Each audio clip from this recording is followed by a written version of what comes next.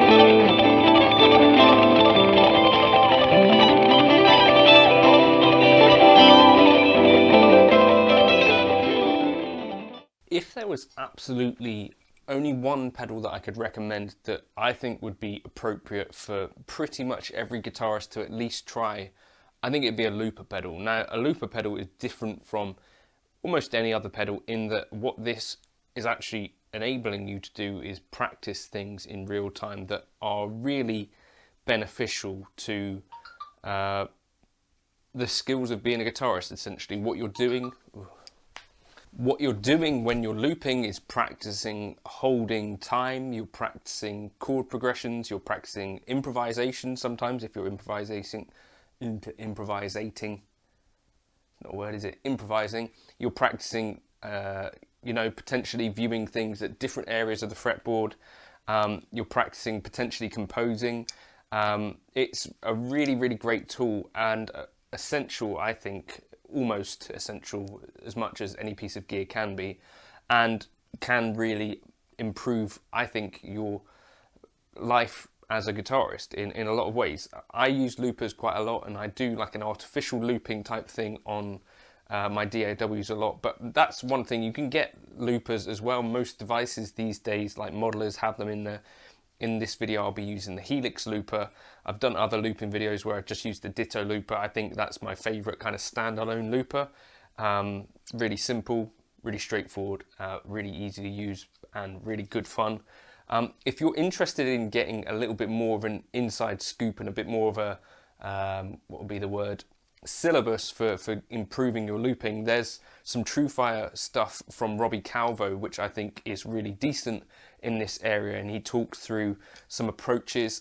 TrueFire sponsor this channel, and you can use the code JNC40 if you want to try any courses on there. I also kind of recommend the idea of jumping on to the All Access membership, which if you use the link below, it lets them know that you were sent by me, which could be useful for me to continue earning money from TrueFire. In any case, yeah, what I like about it is that generally it's coming from really good players that I'm a big fan of, whether they're Andy Timmons, Tim Miller, folks like that, Andy McKee, Martin Taylor, loads of great players on there, and it's not super expensive and, you know, comparable to something like a Netflix subscription, whereas I think I actually get quite a lot of inspiration when I'm browsing through TrueFire stuff and finding stuff to sort of work on, or ideas to spark some sort of inspiration. So maybe give that a check out, the Robbie Calvo thing, JNC40, the course, to give that a try if you wanted to, or All Access course, you can access all of their library, I think, for the year. Anyway, I also then wanted to just give you some tips, sort of talking through some looping as I do it. I hope that's helpful. Feel free to like and subscribe, and if you've got other suggestions for looping videos or questions, then feel free to leave them and I can address some of these in later videos. Okay, one of the real keys that I think that you should bear in mind when it comes to starting a loop, two things you want to bear in mind really.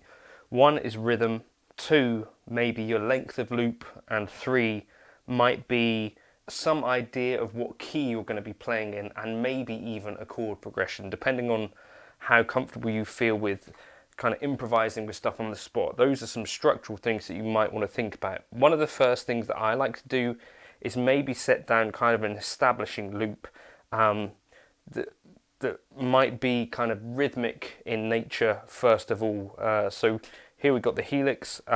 So I'm thinking in my head at first I want to play something in E major and maybe a 4-chord loop. So I'm going to start off and try and think of something rhythmic that's going to work for 4 bars. 2, 3, 4. 1, 2, 3, 4.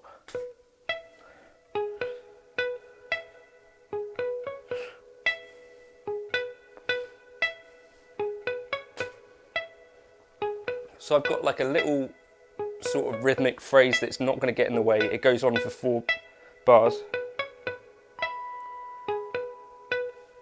And then maybe think about stuff up out of the way that's going to be kind of sparkly.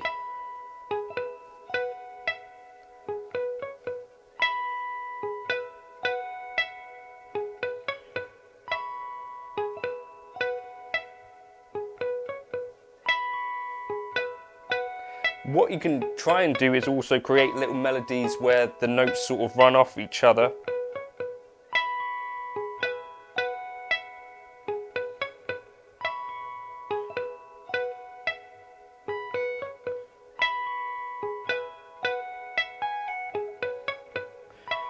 Okay, so we've got sort of a bedrock there.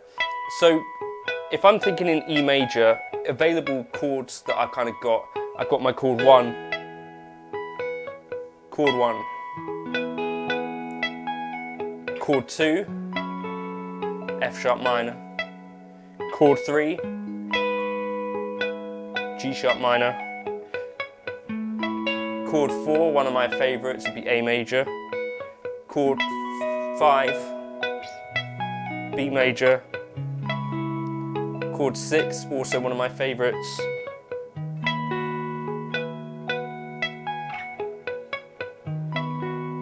I would probably just play an inversion there instead of playing a diminished chord wrong.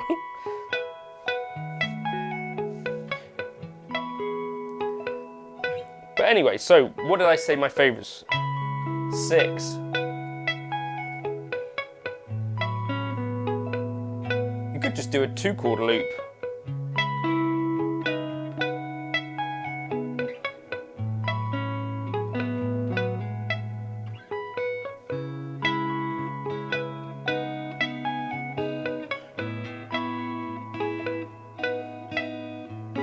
One of the things I would like to do in some ways if I've got a 2-chord loop is to have a bit of movement. If it's 4, then you probably don't need to worry about it too much. 6, 5, 4, 1.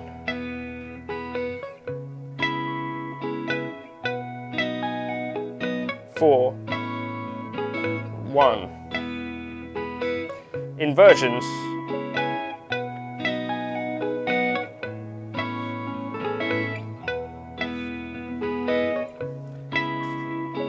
This is where it pays dividends to have kind of done work on chords all over the fretboard.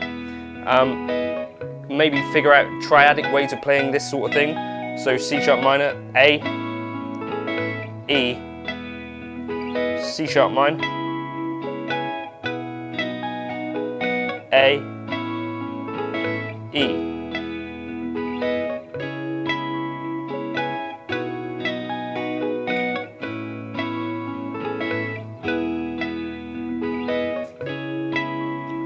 You can use undo switches to get rid of layers.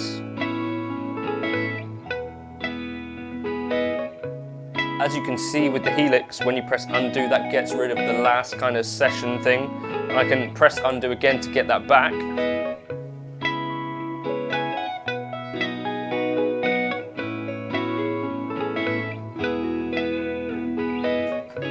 you can use that to kind of have 2 parts going on. The half full speed thing generally will put everything down an octave as well. I like to use this trick to actually record some other bits which will be tossed up an octave. So if I can get the rhythm 2, 3, 4, 1, 2, 3.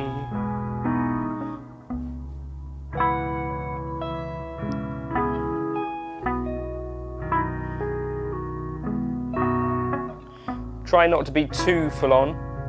So there was just a little part there, right? Now if I go back to normal speed, you can hear it's at normal pitch there.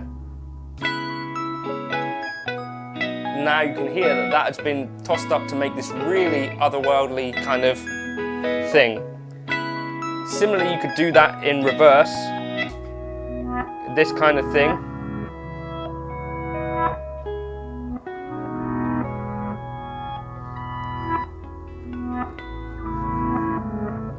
So I'm now in half and full and reverse. I'm going to go back to normal and back up. You should hear that reverse stuff. Really, I think, a great way to bring some character to whatever you're looping. So that's a pretty full, I think, sounding thing, right? So I just stop it to give us some space. So that's how I build up these loops. There's nothing too planned, but I'm having a very good idea to start with, because that's how you really put together a loop to start with. You need to have solid rhythm with it, so you really want to kind of count before. And when you're starting your loop, you want to 1, 2, 3, 4, 1, 2, 3, 4, 1, 2, 3, 4. Keep your foot tapping and practice that first, kind of layer of looping. That's the most important one in a lot of ways, because that is the bedrock for what follows. Once you can get to that level, other things that I like to try to do would be to harmonize motifs. So let's just try it. So we're now going to be trying to think of a melody.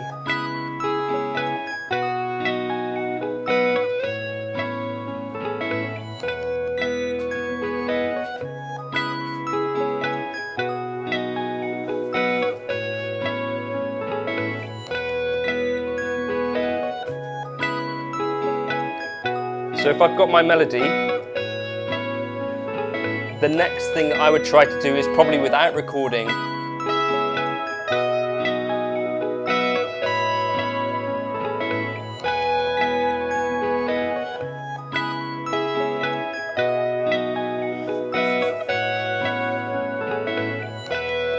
find my melodies. There's a few ways to do this, but ear-led is probably the best.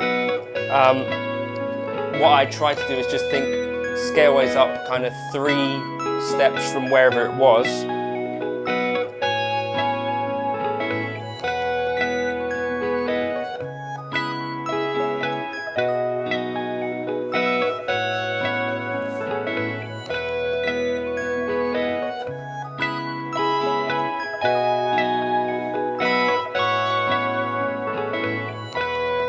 Same sort of thing again.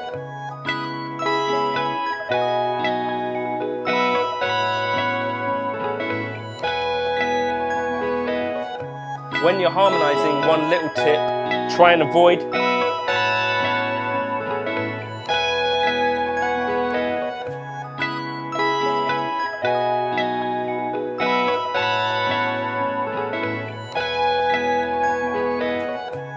sometimes that 4 can be really hard to get sounding good.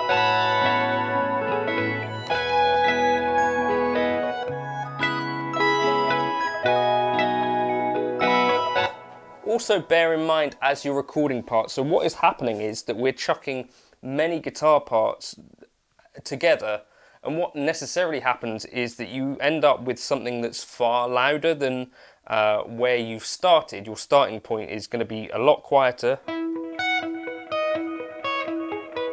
than where you end up. So that's something to bear in mind. So maybe you start recording a loop a bit quieter.